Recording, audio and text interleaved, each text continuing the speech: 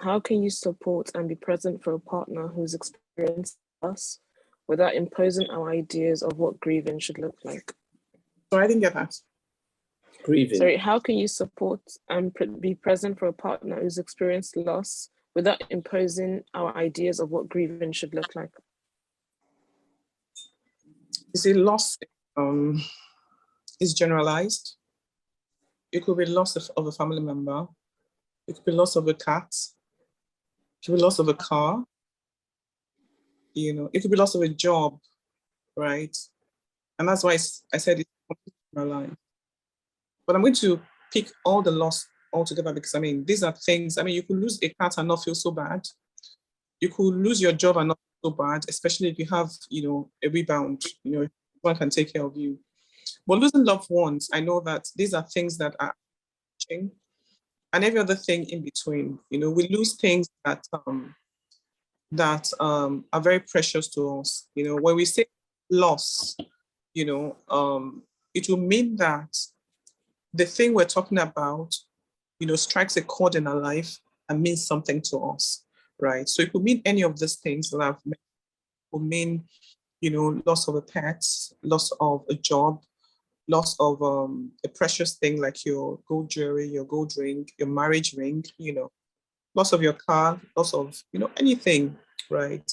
But you see, we grieve differently. And Allah subhanahu wa ta'ala has told us in the Quran that we will test you, with loss in Surah Al-Kahf, loss of life, loss of produce, that is, things that you value. And that, for those who are steadfast and patient, Allah subhanahu wa ta'ala will be enough for them. The first thing, that works for us is that we're Muslims. And the first port of call for dousing or addressing grief is the Quran and the Hadith of Rasulullah Sallallahu Alaihi Wasallam. And that the good words that we're able to say to our partners, is the first thing, that would happen. And that is, Inna lillahi wa inna ilayhi raji'un.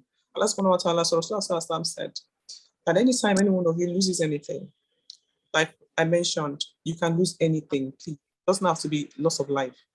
And you say, Inna lillahi wa inna ilayhi raji'un, Allah subhanahu wa ta'ala is going to replace it with something even far better than what you have lost. So these are some of the things that I look at as Muslims.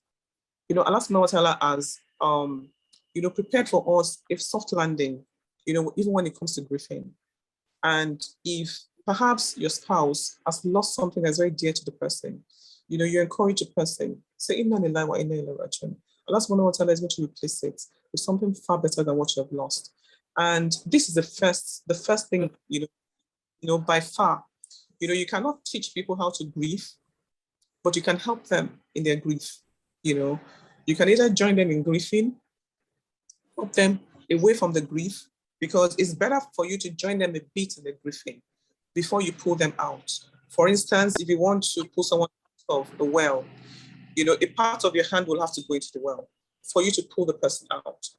Do you understand? So going into the, a bit with them, would mean a lot to them, feeling sorry, feeling sad, if the person is moping around the house, say for a loss of job, right, and the person is really moping around the house, you might, find a way, if the person is not waking up early in the morning, find a way to say, okay, fine, maybe this weekend we'll do this, or find ways to gently bring them out of the grieving period, because remember, you can't stay in grief. If you stay in grief, you die.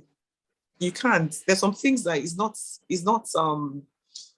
advisable, it's not good for your health. If you stay in grief, just like if you cry for so long, you lose your eyesight.